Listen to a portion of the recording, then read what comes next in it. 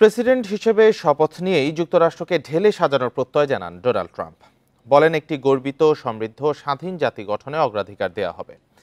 বিদায়ী বাইডেন প্রশাসন ও অভিবাসী সংকট মোকাবেলায় ব্যর্থতার কথাও তুলে ধরেন ট্রাম্প। এ সময় বিচার বিভাগে ভারসাম্য ফিরিয়ে আনার প্রতিশ্রুতি দেন তিনি। ৪৭তম প্রেসিডেন্ট হিসেবে শপথ নিয়ে জাতির উদ্দেশ্যে ভাষণ দেন ডোনাল্ড ট্রাম্প। সেই সাথে গর্বিত, সমৃদ্ধ ও মুক্ত জাতি গড়ার প্রত্যয় তার। সার্বভৌমত্ব পুনরুদ্ধারেরও প্রতিশ্রুতি দেন ট্রাম্প। এখন থেকেই আমাদের সোনালী যুগের শুরু। আজ থেকে আমাদের দেশ সমৃদ্ধ ও সম্মানিত হবে। আমি আমেরিকাকেই প্রথমে রাখব। আমাদের সার্বভৌমত্ব ও নিরাপত্তা পুনরুদ্ধার করা হবে। ন্যায় বিচারের দাঁড়িপাল্লা আবারও ভারসাম্যপূর্ণ হবে। মার্কিন বিচার বিভাগের জঘন্য, হিংসাত্মক ও অন্যায্য অস্ত্র শেষ হবে।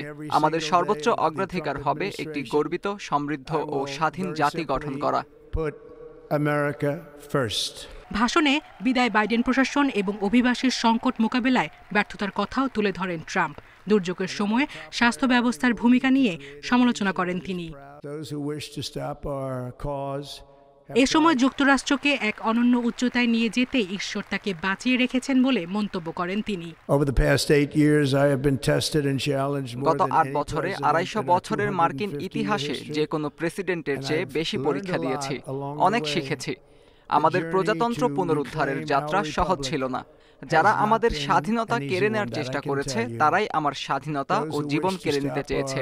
আমেরিকাকে আবারও মহান করতে ঈশ্বর আমাকে রক্ষা করেছেন।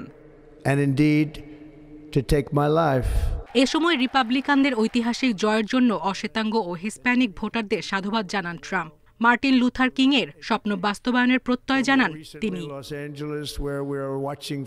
ইসরায়েল হামাস অস্ত্রবিরতির প্রসঙ্গ টেনে নিজেকে শান্তি স্থাপনকারী বলে আখ্যা দেন ট্রাম্প। এ সময় স্ট্যান্ডিং ওভেশন দেন সাবেক প্রেসিডেন্ট জো বাইডেন এবং সাবেক ভাইস প্রেসিডেন্ট কমলা হ্যারিস। সায়রা খান, ইন্ডিপেন্ডেন্ট নিউজ।